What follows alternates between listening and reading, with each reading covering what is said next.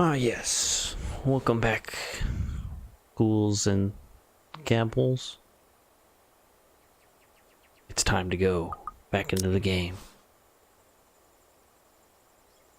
I'd like to think that's how I've become independent at such an early age. They've always praised me for that. At times, I wish they Evans? didn't. Oh, I remember now. Honey, it's Hannah. Hannah Evans. Remember? Bright girl, 2 years older than Becca? Didn't she get married a few years ago? 7 now, I think. But they grow up so fast, these kids. Yeah, she invited us to that too. Fonte de Medici. But we missed that one because you had to present your paper in Singapore. We did send her a note after. Still a shame we couldn't attend, though. What is it about this time? She sent another invite for a housewarming party. Becca, when is it? This Friday, Mum. Oh, that's too bad. We'd love to be there, but Da's not in a condition to go walking around. I guess we'd have to decline again. I really miss that girl. I could go in your place. I let it slip without thinking. Personally, I've never been fond of gatherings, regardless of how simple people make it seem. But if there's one thing I hate hearing, that disappointed note in Mum's voice always ranks first. Whether it's directed at me or some other thing doesn't matter. Are you sure? Don't you have work this Friday? The event will be in the evening, Mum. It shouldn't take anything away from my schedule. It's all right. The invite's for 2 people. I can bring someone with me so things don't get boring. I see. Maybe you can also invite Ashton? Mum, that's a sure no from him. He hates attending parties. But I'll see what I can do. If not, I can always bring Isabella with me. You know her. She won't say no if there's food involved. Okay, if it's not going to be a big problem for you, I don't see why not. We owe you this one, darling. No problem, Mum.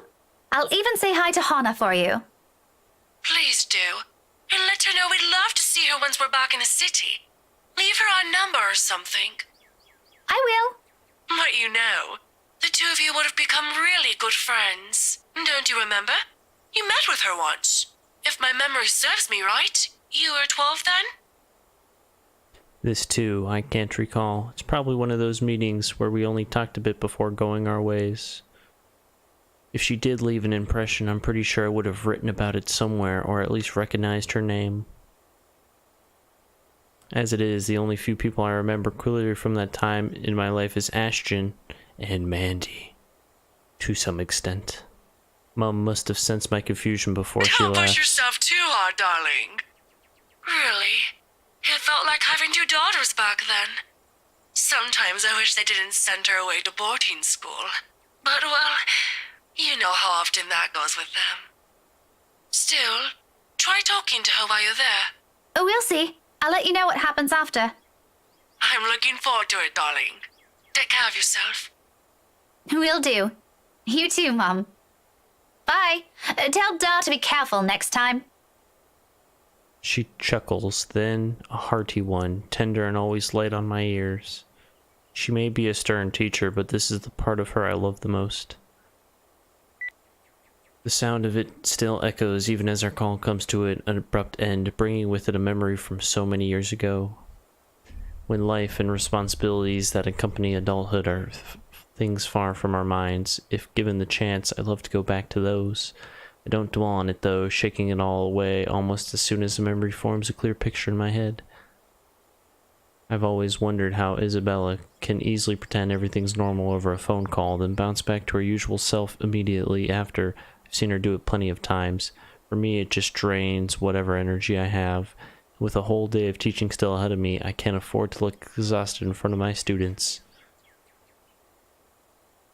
Even for a wee bit, it's never a good example to use, so with another sigh, I put everything at the back of my mind and tread back to my room. The rest of my day waits.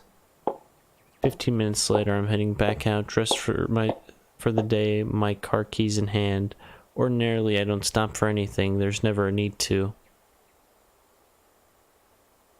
That's the beauty of this apartment complex. It's quiet and everyone keeps to themselves.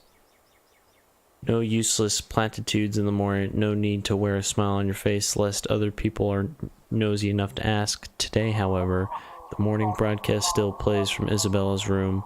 My brisk pace slows to a stop and a frown gradually forms in my face. She hasn't left. Of course, this isn't unusual. There are times when I've left earlier than she did, like last Friday before their open house. But those days are few and far between. It only happens in the direst, though the last part of it might be a little worrisome. However, with what happened in the last few days, maybe today is one.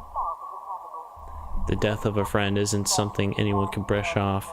For someone like Isabella is the kind who gets attached to people easily. With Zachary, Ashton, and I, that has been the case.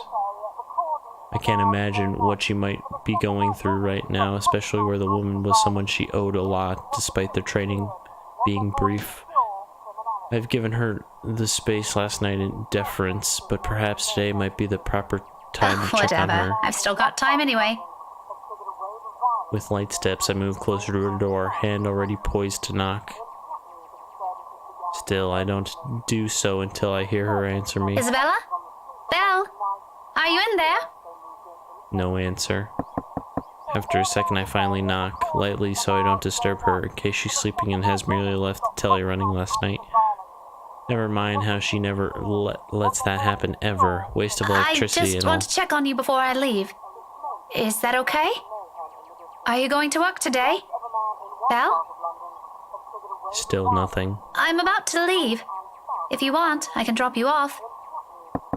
Another round of knocking.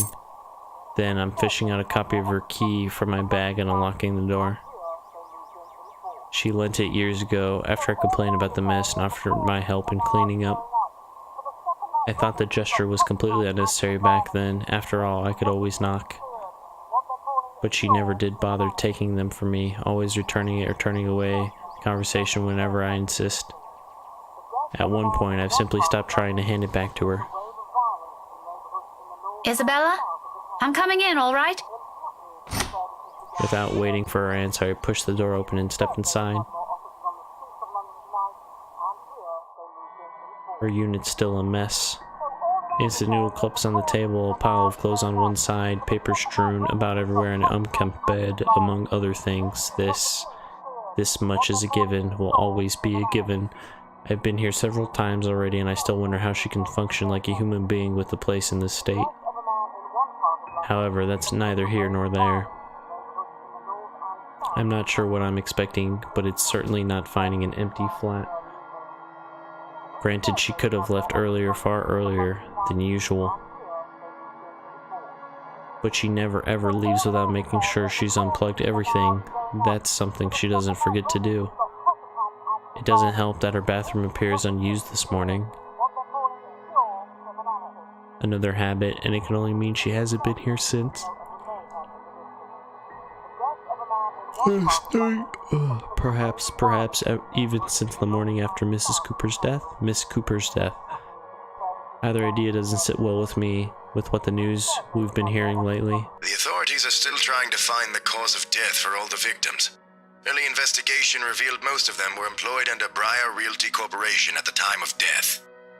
Meanwhile, BRC has refused to comment on this. Gathering my wits, I immediately place call to her mobile. It rings for a good minute, the sound a comfort in itself, but when another minute rolls by without her answering, well, I'm not a woman prone to panicking, sudden bouts of temper maybe, but never panic, despite how I may sound when speaking. And when it ultimately goes straight to her voicemail, a sigh is the only thing I let out. The pause doesn't last long, though. In the next moment, my fingers are already moving across the screen in search of the two people who might be able to help. It's Ashton's number I find first and dial. Call it a habit, but even Isabella thinks he's dependable when the situation calls for it, despite how much they give each other grief. That already says a lot about him. There's Zachary, but around this hour he's probably still sleeping. If he has freelance work, it's fairly likely he's just gotten himself in bed. He's the last person I want to bother, if anything. The wait doesn't take long. Soon a click and then Ashton's voice echoes through the receiver, rough and still heavy with sleep. He never did grow fond of mornings. Becca? Christ, what time is it? What's up? Not you, apparently. Good one. Did you call us early just to make that joke? I'm going back to sleep. No, Ash, hold on. This is important. Becca, stakeout last night. Make this quick. I've still got a few hours before the chief bothers me. Sorry, I'll let you go back to sleep after. It's just that... Wait, you were on a stakeout last night? Did I say that? Shit. Forget I said that. Forget I said anything. Forget we had this conversation. So, you have no idea? About what? About what? I also have no idea why we're talking so early in the morning, so there's that. No, will you stop sleep talking or whatever for a second? Belle didn't come home last night. She's gone. Who? Isabella! Instead of an answer, a brief pause comes after, followed by something blunt and heavy hitting a hard surface and a string of rather colorful curses from him. Hold on, guys. I'll be right back.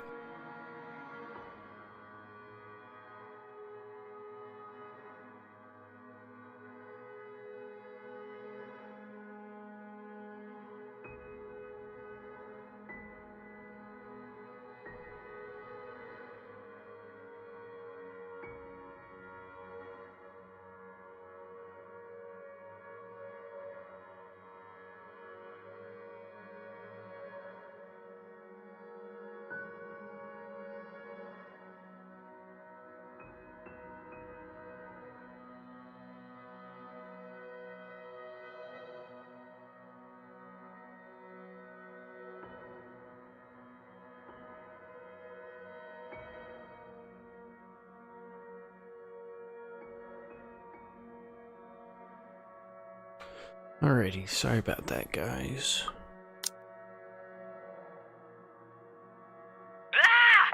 The moment might have been one of the many things I'll keep to myself and remember fondly in the next few days if things aren't the way they are. When he picks up again, there's no trace of sleep left in his voice. Say that again, from the top. Isabella's gone, Ash. She didn't come home last night. Her flat's empty. She left her telly running. You know she doesn't do that at... Okay, Hold Becca, on. stop. Calm down first. You're starting to panic.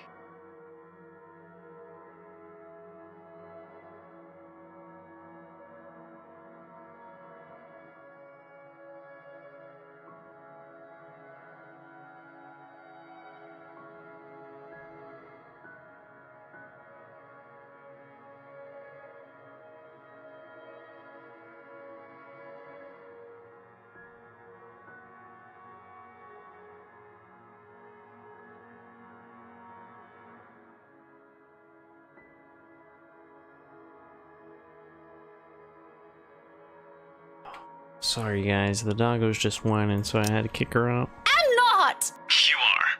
Breathe. One person's not going to simply disappear like that. This is Isabella we're talking about. Did you try calling her? What did you think is the first thing I did? She's not picking up. It went to her voicemail. How about Zach? Did you check with him? Not yet. I didn't want to bother him. You know he has trouble sleeping and all that. All right, I'll go ask Zach. I'll call you back. No, wait!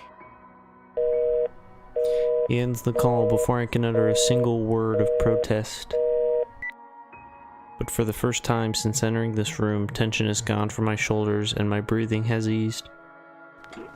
The bed creaks as I sit down on it with a sigh. The telly still blares the same uninteresting news, and I'm surrounded by clutter. All the same, it feels strangely calm to be here without worry nagging at me. I'll have to apologize to Zachary later for sending Ashton his way this early, but for now, relying, goddammit, he'll never be. That's something I won't ever doubt in him, much like his promises. True to his words, he calls back only a few minutes after the last one has ended. She's with Zach.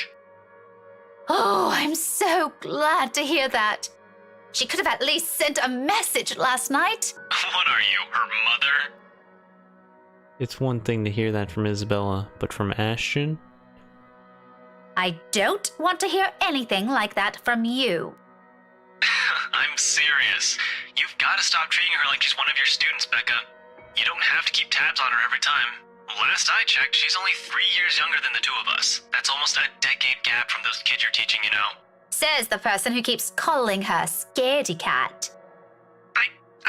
That's not related at all.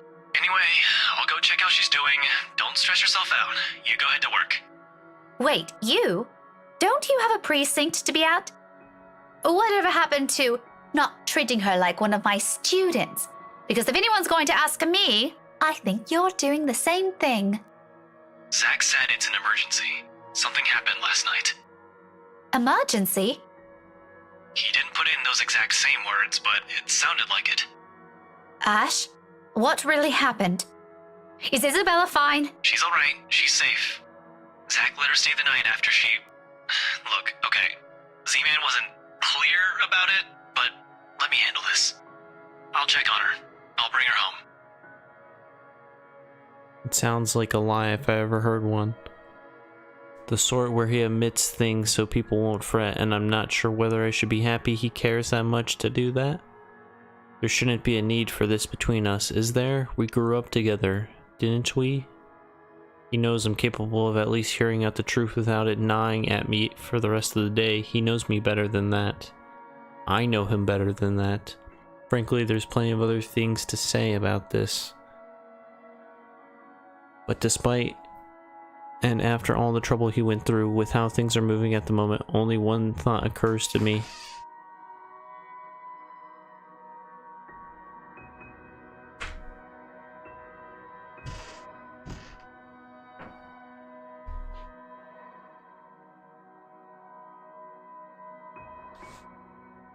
Jesus, Doc's trying to barge in here. What should I say? I can handle it. Sorry for the trouble. I'll say that. I recognize his concern for what it is. It's not new for him to go out of his way for us, and to be honest, this is what I love about him. As much as I would have loved to take this off his hands, it'll only be selfish for me to insist, considering he knows of all my other commitments. To do so feels like I'll be trampling on that kindness he seldom offers to anyone. Sorry for putting you up to this. Nah, don't mention it. You've got other things you need to worry about. Take care of those first. This is a small thing. I still owe you one. Oh, I can name a few things you can do about that. You know, there's this ice cream shop that opened near the movie house. I could use... Okay, let's stop right there. That's enough. On second thought, maybe I'll just think about it some other time. Harsh. We both laughed, the sound lighter and more comfortable, like the old days when a wayward 26-year-old is at the bottom of the list we need to worry about. This is how we find a common ground. We may not agree on a lot of things. We may see things the way the other, but it takes years to do shit. Whenever it's like this, confidence in him is the least I can offer Really? as thanks. Thanks for this, Ash. I'll let you know what happened afterwards, I promise. I'll call you later. You have a good day. Bye. I admit the way he puts it isn't comforting, though. He can be blunt like that. So many unknown variables, so many words left unsaid. I wish he'd simply lay them all out in the open, because like this, I'm more inclined to think there's an exaggeration on the other's part. If it's from Zachary or Ashton, I don't know. In the end, all I can do is wait, go about my day, and hope for the best. Before leaving, I spare Isabella's room one last glance, disturbingly quiet now without her in it. I'll get answers from her later. For now, my concerns are best left here. The rest of the day slips away. Despite my best efforts keeping this morning's event from surfacing in the mind, it stays. In a way, everything today simply feels like a reminder. Every conversation, regardless of how casual, every topic seems mundane. I blame the news entirely for this. Recent happenings brought quite a few interesting stories to everyone's attention, most superstitious talk of death. And when locals talk about death here, anyone can sure as hell count on someone bringing up that mansion Isabella sold not a few weeks ago. Even my own students won't stop yapping about it. I think it's even worse than when it was back up in the market. Now there are more stories. If this is the war reminding me of what matters, or simply because the atmosphere around this of the year calls for it, I'd rather take the latter. At least then I can be sure people will forget about it in favor of another set of holidays after. Nevertheless, this may be a painful thing to admit, but listening to them is a pleasant distraction while waiting for Ashton's call. I hope he didn't forget the school day's about to end soon. No, that's got nothing with what I heard. You always hear stuff. I'm not sure if half of them No, are even really. true. Rowan knows about it. He used to be in the same class with them. I can hear you from back here, you know. Whatever, Rowan. Anyway, the story goes like this. There were 3 of them. They entered the mansion on a dare, and they were all never seen again. No one knows This what is happened true. to them. Up to this day. Scary shit, man. Cock and bull story. Calling it now. No, you don't get it. Why don't you ask Miss Gales then? Better yet, why don't you go inside the place? I'm betting my allowance you can't do it. My allowance. Their talk immediately halts when I look up, all of them suddenly pretending to be engrossed in their current activity. Still, a word to put a stopper to this nonsense is needed. Creativity and imagination fostered by these stories is one thing, but reckless ideas should be corrected before anything potentially tragic comes from it. Back to your worksheets, everyone. And I don't want to hear any talk of dares or going inside that mansion. It's private property now. You'd all better stay away from it before... At that noise, the whole lot of them go silent. You can almost hear a pin drop. The look on their faces would have made for a funny picture, but that's irrelevant at the moment. If that is a student loitering around, someone's going to be in trouble. I'll be back. If you're done, you can leave your worksheets on my desk. Keep the noise to a minimum while I'm gone, okay? I can sense their eyes on me as I walk out the door. A muted kind of anticipation, a bit unnerving, but it's far more agreeable than the feeling of being watched I've been enduring these past few days. Class is still in session for most of the rooms. In a few hours, once the final bell rings, however, this place will once again be filled with busy chatter and footfalls, an everyday cycle in itself. But for the moment, I let the silence guide me, my ears focusing on whatever sounds there will be, searching for the distinct clanging of metal. A good minute passes, and for the portion of it, only my steps echoes through the halls. And another. I'm about to turn around when the sound of it halts my footsteps. It's a little muffled and infrequent, but grows louder after each interval. With the hallway devoid of people, if I don't put a stop to it soon, it'll disturb the other classes still going on. Looking for it doesn't take long. Oh, hell no, dude. Don't open that fucking locker. Just go back and teach your class, bro. Oh, follow the racket. And from inside, one of them sitting in the middle, comes the noise, annoyingly disruptive now that I'm facing it. Like someone's pounding on the metal door from the inside, hoping to get out. Leaning forward, I try to get a glimpse through the horizontal slats of whatever's causing it. But in this light, only darkness greets me in another round of clanging. Louder than previous one, more desperate. I've heard stories before from other schools, from a few colleagues who had to deal with it once or twice. Although, personally, I've never encountered one myself, and I can only thank the heavens I haven't yet. But If this is another kid, some other student stuffed in a locker. with a huff, I straighten up and study it briefly with a frown. Without delay, I reach for its handle, and at once it stops, immediately replaced by the muffled sound of a mobile phone ringing. Pick up the phone. I give the door a few raps before taking my attention away. Don't open the door. Answer the phone. A second. Another. When nothing or no one responds, finally I avert my eyes and I pull out my mobile. Ashton's voice greets me from the other end of the line, oddly cheerful in light of this morning's matters.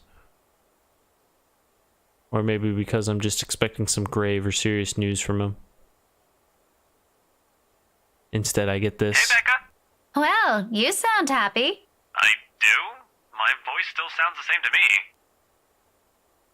There are only two things I know of that could be the reason for that tone. Sweets, or he's going to get a good lead in his case. From the sound of it, I'm going to assume it's the former, since lately that case is all that's running inside his head. If there's ever a third one, I've never heard of it yet.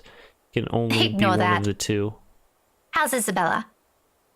Drove her home a few minutes ago. I think she's sleeping now. Sorry this took a while.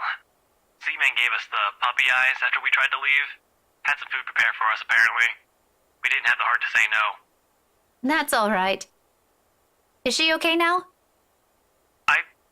I'm not really sure.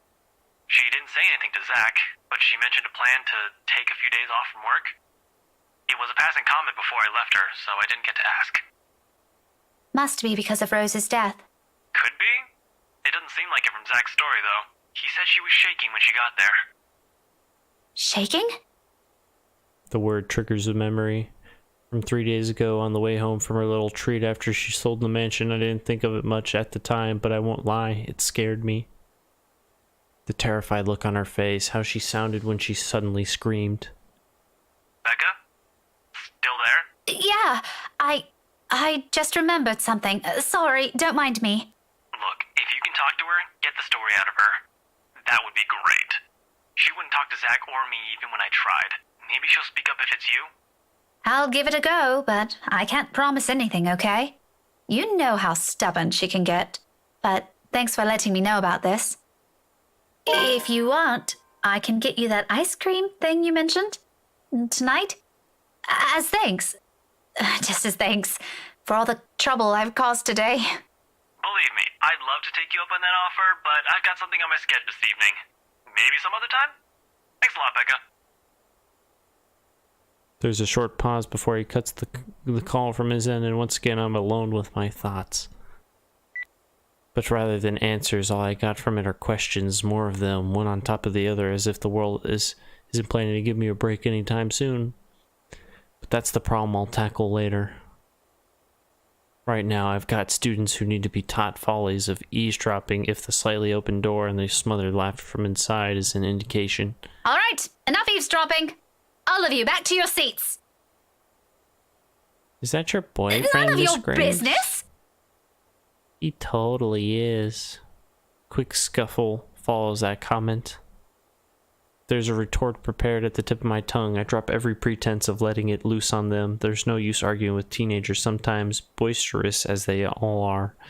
They're still my kids, though. Rough around the edges, maybe, but still my kids. Shaking my head, I head back to my classroom with a smile, but not before taking a glance at the locker again. It hasn't made a sound since. Must be the wind. So without another look, I leave it alone. Spooky. All in all, the entire school day ends without a hitch. It could have gone better, mind you, but with the exams nearing, getting out of work before the sun has set looks as though it's a far-off dream from now. At least until they're over. Then would we have the holidays to look forward to? There really are times when you simply take what you can get for the time being. Nothing wrong with that. All I'm hoping for is they'll continue until the whole day ends. There's still that promise I made to Ashton, and frankly, the idea alone doesn't sound good. If Isabella didn't talk to them, what makes them think she'll talk to me? It's not like there's a hierarchy, is there? Just because I can handle Isabella's childish tendencies doesn't mean I can do it all Really, the time. those two give me too much credit. Nevertheless, I'm keeping my fingers crossed, if only because I'm also worried about her. And both Zachary and Ashton deem it important that somebody get the story out of her. Here's to hoping it gets nothing to do with that letter again. I understand if she feels a bit stressed lately, but keeping that story going on for more than a week is... it's bound to get tiring at one point. Seriously, I really don't want to end in another argument. God willing, the cafe special... something after all, it's always been food with her, or money, but mostly food. At this hour, the cafe is usually filled to the brim with customers. That's the reason Isabel and I rarely ever go during these times. Blah, blah, blah. It's simply too much of a hassle and prefer food ourselves in comfort of our homes. There isn't much reason to eat out lately. What with life going on, a busy streak, no time for long lines, better spend that doing something productive, yes? Lucky there isn't one tonight. Only few people are idling around the counter. 4 of them, in fact. A woman in her 60s, a teenager boy with his phone. Both are just waiting to be served their orders. The other 2, a posh-looking man and a child who I immediately recognize as Kylie, appear to have not picked anything they want. For some reason, my stare lingers at the guy. Though dressed relatively well and looks harmless, I haven't seen him around these parts before. Someone new in the neighborhood, perhaps? Even so, there's something familiar in him. It feels like I've seen him somewhere before. That also begs the question of why Kylie is with him. Of course, the girl easily takes a liking to anyone who buys her sweets, so it's both a bit of worrisome and unsurprising. The blonde bloke doesn't look particularly thrilled with the company, though. I tear my eyes away from them soon enough once the guy at the counter appears, ready to take my order. That, and I'd also hate to be accused of oogling strangers. 2, evening special, takeout. He's already punching the order. Before I even finish, saying my order out loud is really more of a formality's sake and made out of habit. He has known Isabella and I long enough that if we drop by here, he already knows it's always because I'm buying dinner for the 2 of us. I rarely visit here alone if I can help it, but Isabella can sometimes be a bad influence. He gives me a small smile before leaving to prepare my food while I fish for my wallet. Look, you little ankle biter. If I buy you the biggest parfait they have, will you please behave? I would just like 10 minutes of peace and quiet. You said you'll get me some bread pudding this time. Yeah, well, darling, they said they ran out of it. Just pick another one so we can be on our way. Their parfait doesn't look as cute as the one my mom bought me. Parfait is just ice cream, sweetheart. It'll melt no matter how dainty it appears. In the end, it'll all look like an ugly puddle. Now come on, just pick one. It could even be the most expensive one on that list. I don't give a shit. I don't care.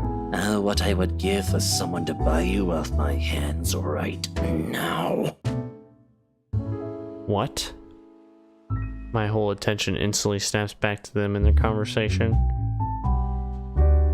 Jumping to conclusions isn't something I'm particularly fond of, especially when I have all I have are baseless assumptions, but you can't really trust a stranger these days. No one around the cafe seems to have noticed his words either. Very suspicious words. Still, I don't move. Yet.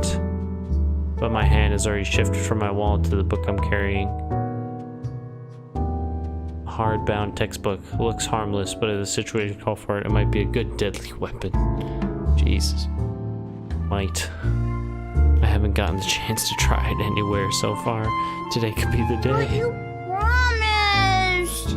Look, if you don't want a parfait, how about a Bonifay pie? I'm sure it'll taste just as good as any other bread pudding. I'll even buy you the entire tray. How does that sound? That's not what you said before. Well, sweetheart, adults change their minds sometimes. You said if I come with you, you'll buy me a bread pudding, and I did, and now you won't keep your promise. I want to go home. I miss my mom. No, darling, if I remember correctly, and I have a good memory, honey.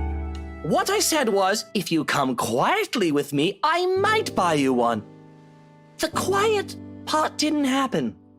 Though now that I'm sober, I think this is a bad idea. I should just ship you someplace else for that peace and quiet. Oh, that's it. No hesitation. In a few paces, he's within my reach, and without warning, I'm slamming the flat area of the book against his skull. Ow!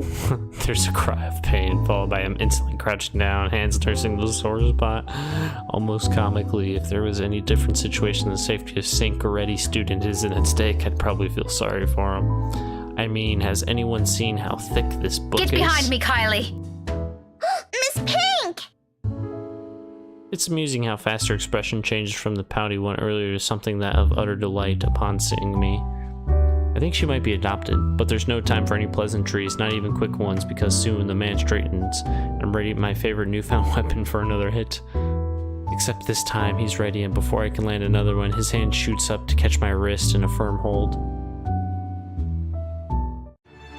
And the look on his face. Bloody hell, woman! What's your problem? Oh, shit. Say he's pissed would be a complete understatement. Had I been the weak-willed sort, I'd probably cower under the sharp gaze. But that simply isn't how I roll. If he thinks he can scare me and do as he pleases here just because I'm a woman or whatever his reason may be, he's got another thing coming for him. So instead, I return it to him with the same intensity, with the same venom. What's my problem? You're the one who has a problem here.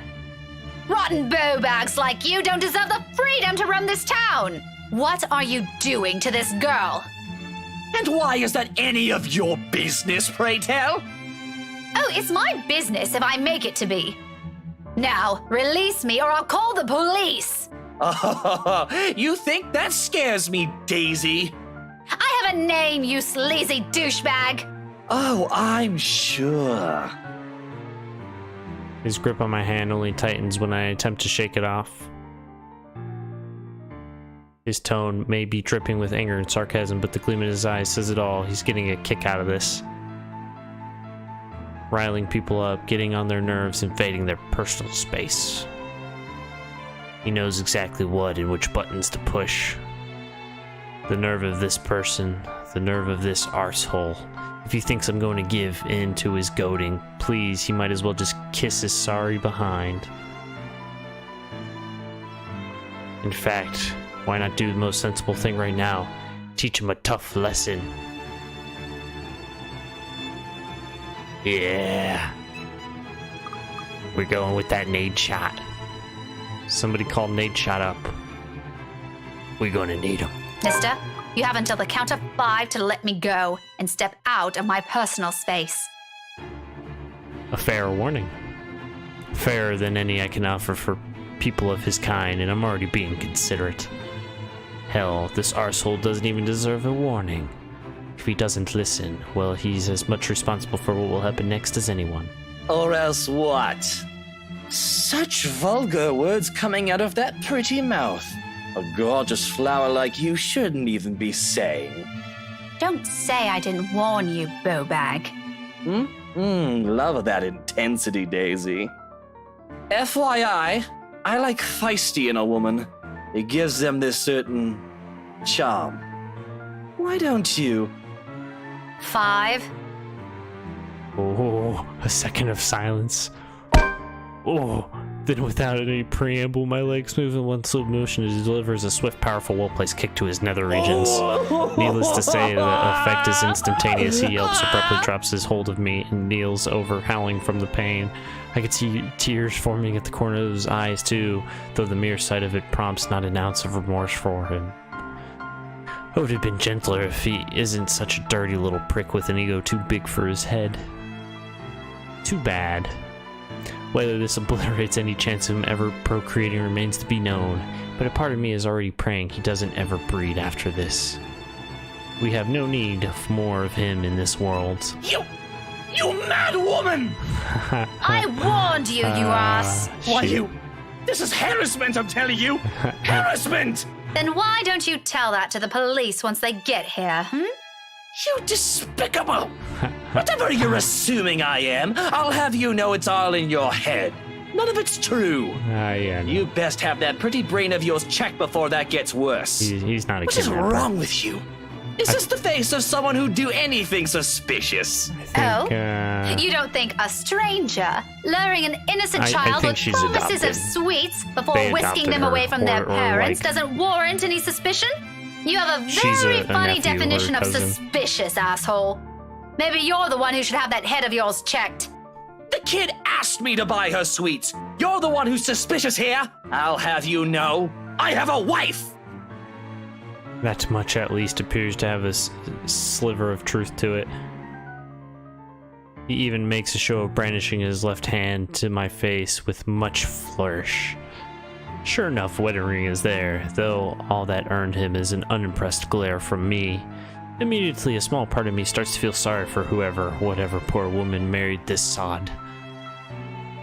I don't understand why he has to bring her up either, as if a mention of her alone will magically present a solution to his problem. She must truly be a remarkable woman if she can handle a dirtbag like him. Even my wife of all people in this bloody city, has never, I'm telling you, accused me of such a scandalous thing! You crazy woman! Well, Married or not, you're still a sleaze. Honestly, I feel... actually, and hold on, what's my relationship with him now? Yeah, it's in the negatives. Fuck off, Luke. But anyways, so Luke, banged their family friend's wife, so she's pregnant, and tried to bang Marianne. Yeah. And even if this kid was related to him somehow, way, shape, or form, I still want to just kick him in the balls. So. Miss Pink, why are you fighting with my Tio? Tio. Whatever word still left to be said here dies on my tongue. The same thing goes for the sleaze. Besides us stands Kylie, gawking at us with the same curious stare she often brings with her. I know that look all too well. A precocious child through and through. She doesn't say anything further. Her gaze simply moves between us, eyeing us both carefully, clearly anticipating an answer. From my experience, when it gets like this with children her age, it's a sure sign they won't leave you until you've given them an answer they're satisfied with. Lying won't do either. It has dissolved into a shouting match, for heaven's sake.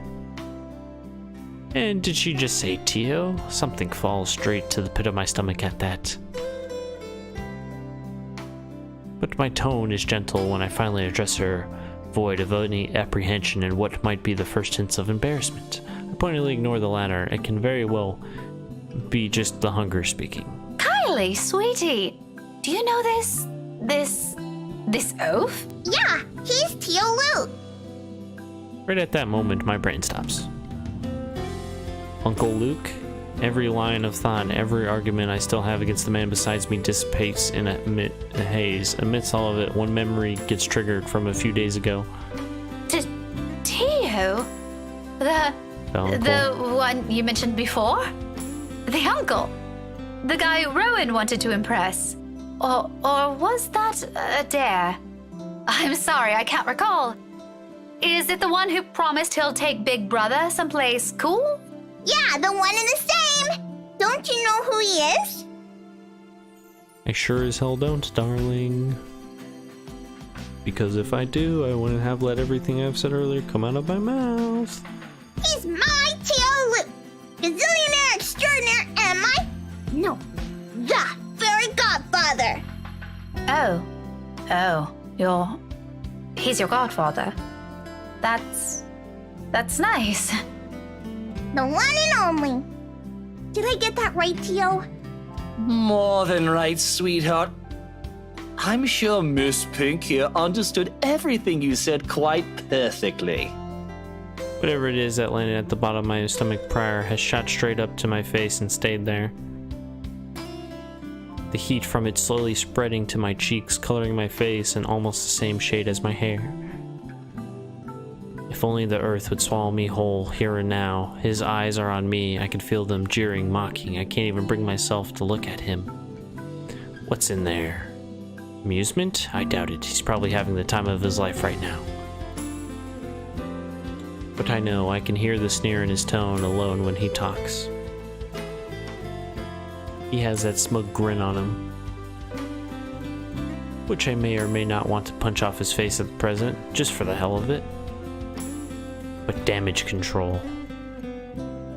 I need to do some damage control before this whole thing goes south. I ain't apologizing to Luke. Fuck off, man. Of course, an apology is the most appropriate thing to say. But no matter how much I will myself to do it, my body refuses to budge, my own mouth refuses to open, and my head rejects the very idea of looking at him. No apology for an arsehole. Not to someone with an ego too big for his head.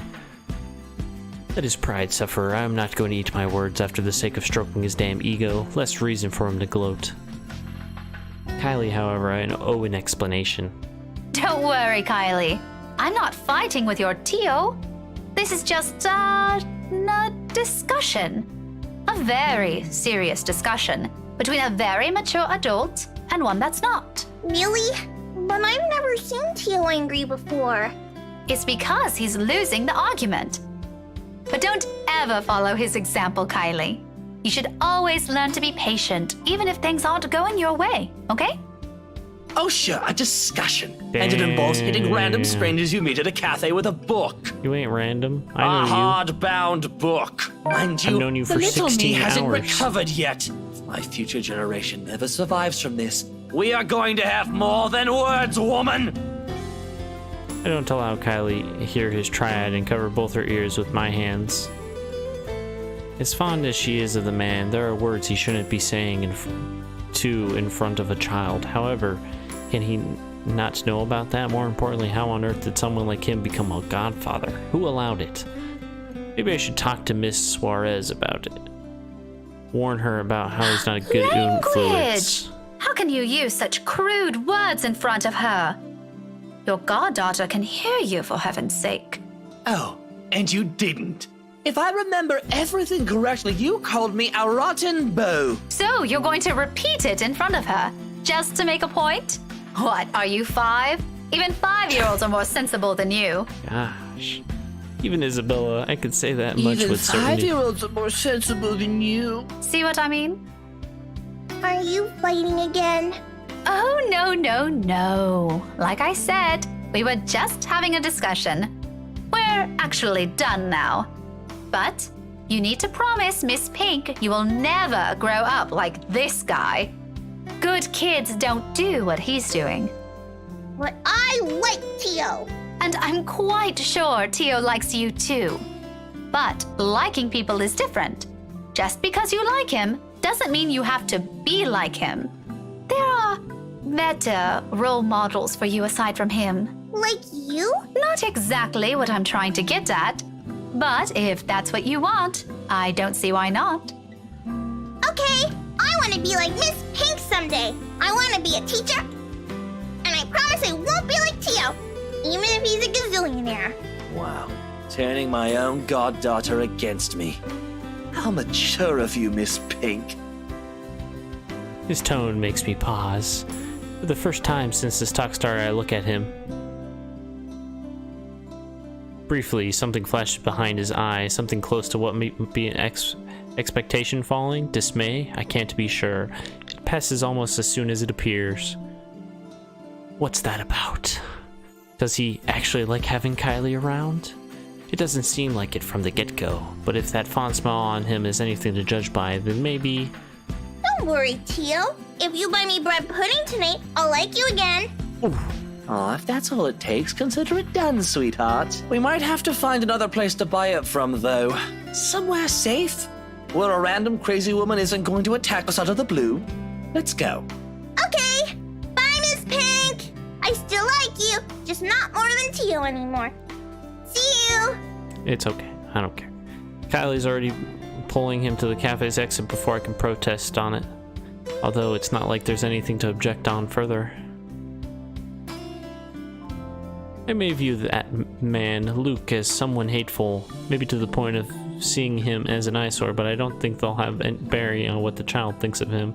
When you think about it, if she admires him so much like that, then maybe there's still something agreeable in him. No, there's not. I don't care. Part of him only Kylie sees. He still has the gall to wink at me. Yeah, exactly.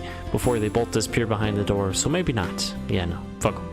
However, there's no moment to ponder about it. Seconds later, the guy at the counter waves me over and hands me a paper bag as soon as I've paid. He offers me another smile before I leave. The cafe guy's like, I don't give a shit. Normally I return it with the type of simply return it, or I don't at all, with the latter happening more commonly.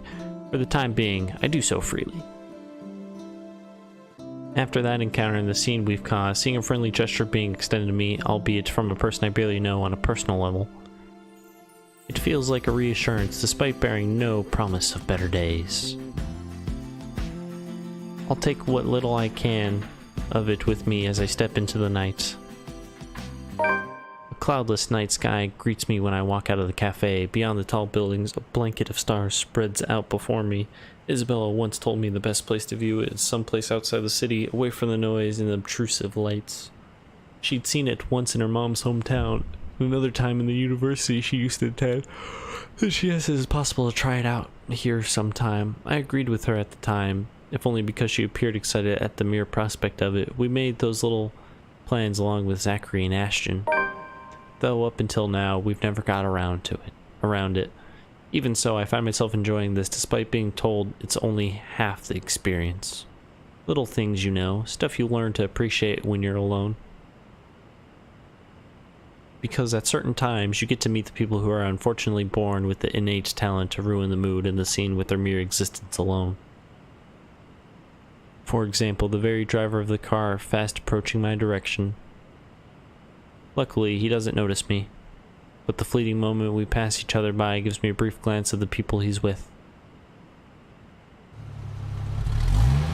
Kylie's sitting on the back seat with a serving of bread pudding in hand, and beside him, it must be his wife. She's dead.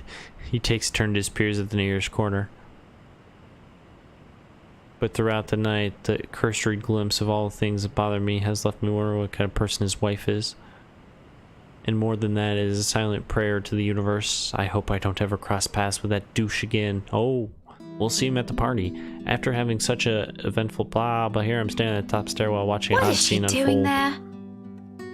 Although, given what happened this morning, the question feels a bit inappropriate to ask directly. What's important is Isabella's here. She's sitting cross-legged on the hallway, just right in front of her room, with several papers and folders scattered about. Each of them seems as important as the next. More than once, upon giving the scene a quick scan, I spot Briar Realty's logo at the topmost area of the pages. Everything considered, it looked like a mess made by a third grader working on crunch time.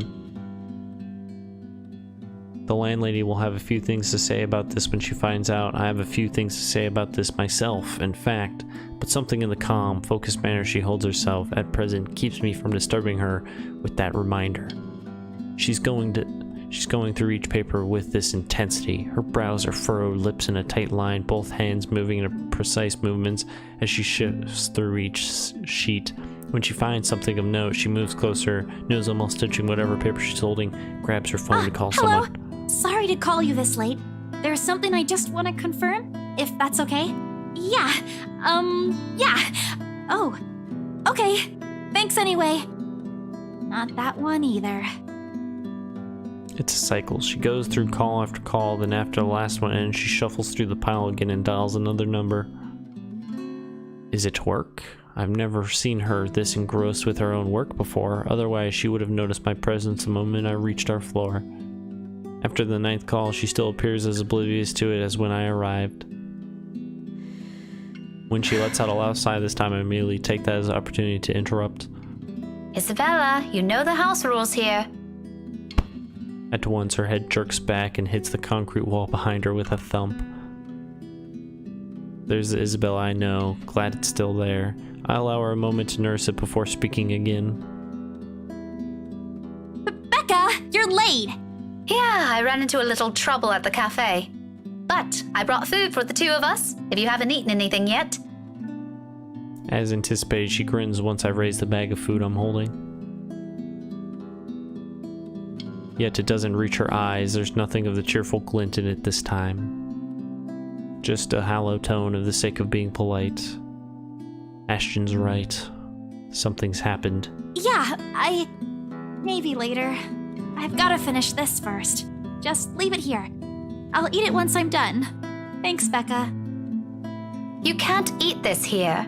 You know how the landlady would react. Why are you even working outside? Your room's right there. I know. Sorry. It just feels stuffy in my apartment right now. I'll go back inside once everything's been aired out. I promise. That has never bothered you before. Well, it bothers me now. Oh, really? Just now? I find that hard to believe. Listen, Yeah? Becca, calm down. Shouldn't you be happy? I mean, you've been complaining even if it's not your room. Now I know how you're feeling when it's messy, so I'm going to clean. Isn't that a good thing? In spite of what's supposed to be good news, an exhale comes from me, drawn out and slow. It's a good thing, Isabella. Believe me. But you're as bad as Zachary at lying.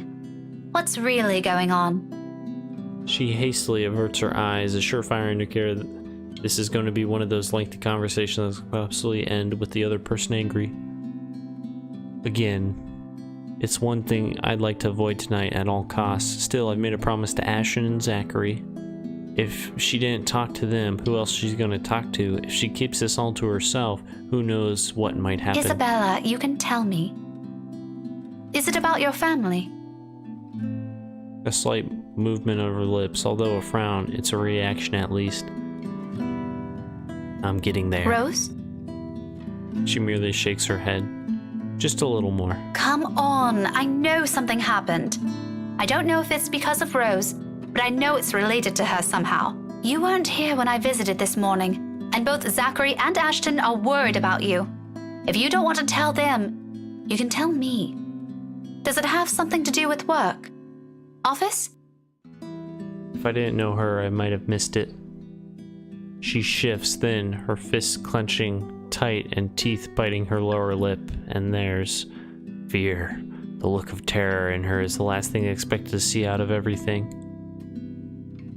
Her mouth trembles briefly before she opens them. When she finally voices it out, the words simply spill out of her mouth. One after another. All of it.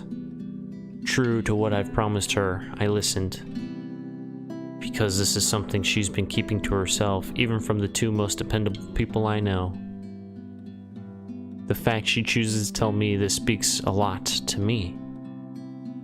Becca, she was there again last night in the office. Boss passed me all of Rose's workload yesterday for the Ermengarde mansion. I had to stay late to finish them all, and then when I was about to go home, I saw her. I saw her again. She was standing in front of me again last night, Becca. I couldn't get away. She was blocking the door. If I hadn't hidden myself, even if I made the tiniest noise, if she found me, Becca, she almost did. If she saw me under my table, I think that would have been the end of it. I'm scared.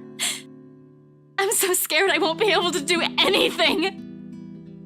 By the end, her hands are trembling and her breathing comes out in rasping intervals. For a long moment, I let the silence stretch out between us, let her sobs fill it instead. But even as her soft whimpers die down minutes later, there's a heaviness. Not just from her, but also from me. From my exasperation over this whole matter, from my own frustrations over stupid superstitions when she could do us all a favor and grow a backbone. She may be young, but she's no longer that young. It's about time to put an end to this. She can't keep going on like this. She's still got plenty of years to live out.